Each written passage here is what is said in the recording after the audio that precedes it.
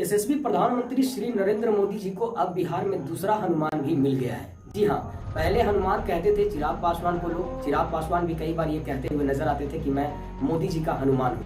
लेकिन मोदी जी का एक और हनुमान से आपका हम रूबरू कराने जा रहे हैं और वो हनुमान को आप बड़ा जल्दी पहचान जाएंगे। और नरेंद्र मोदी का षड्यंत्र और पवन सिंह जो भोजपुरी का पावर स्टार हैं, उनका षड्यंत्र जब आप समझेंगे तब आपको समझ में आ जाएगा कि यशस्वी प्रधानमंत्री श्री नरेंद्र मोदी को बिहार में दूसरा हनुमान और कैसे मिलेगा। उससे पहले हमारा नमस्कार स्वीकार कीजिए। टू जेड मंच देख रहे हैं आप, चैनल पहली बार आए तो सब्सक्राइब कीजिएगा। देखिए, काराकाट सीट बिहार का वो सीट जहां से उपेंद्र कुशवाहा एनडीए के तरफ से प्रत्याशी बनाए गए हैं। एनडीए में जब से वो शामिल हुए तो एनडीए का बंटवारा में जो सीट मिला वो उपेंद्र कुशवाहा के हिस्सा में चला गया। लेकिन पवन सिंह, वही पवन सिंह जिनको आसनसोल से टिकट बीजेपी दी थी, लेकिन बीजेपी का टिकट देना, पवन सिंह का एक घंटा का खुश होना और उसके बाद टिकट को वापस कर देना, ये कहते हुए कि किसी कारणवश मैं चुनाव नहीं लड़ना चाहता। अब जब पवन सिंह आसनसोल से टिकट वापस कर दिए, चुनावी रणभूमि में उतर गए और इस बार उन्होंने अपना जो प्रतिक्रिया दिया वो ये कि माता जी से मैंने जो वादा किया था उस वादे के तहत मैं चुनाव लड़ने जा रहा हूं और फाइनल मैं निर्दलीय प्रत्याशी बनके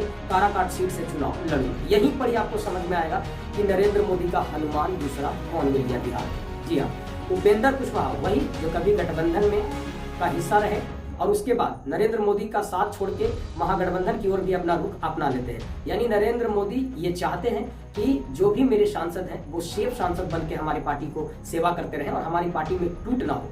इसके लिए उन्होंने जो षड्यंत्र रचा है उपेंद्र कुशवाहा को लेकर के, वो बड़ा ही पेचीदा है। जब आप तक पूरी वीडियो देखेंगे तब आपको समझ में आएगा। पवन सिंह को बीजेपी की तरफ से कोई रिस्पॉन्स नहीं दिया गया, आसनसोल के बजाय दिया गया, लेकिन फिर भी पवन सिंह काराकाट सीट से चुनाव लड़ रहे हैं और चुनाव किनके इशारे पे लड़ रहे हैं ये भी आप थोड़ा सा समझिए।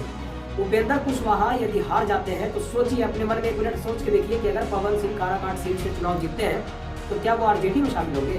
क्या वो राहुल गांधी के साथ हाथ में हाथ मिला करके चलेंगे? नहीं, वो नरेंद्र मोदी जी के साथ चलेंगे। और ये मोदी जी और अमित शाह का ही कहा हुआ वचन है जो पवन सिंह काराकाट सीट से जाकर के निभाने जा रहे हैं। देखिए, वहाँ के पूर्व सांसद राम बलिश, वो भी कुशवाहा जाति से आते हैं। कुशवाहा जाति का एक बड़ा संख्या भी है वहाँ।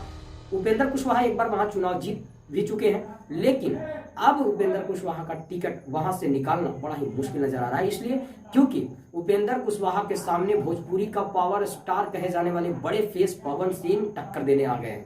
जहां 2.5 लाख राजपूतों की संख्या है तो समीकरण तो ये साफ साफ दिखा रहा है कि जाति समीकरण से यदि चुनाव होता है तो फिर भी पवन सिंह वहां पे भारी पड़ सकते हैं उपेंद्र कुशवाहा को लेकर के।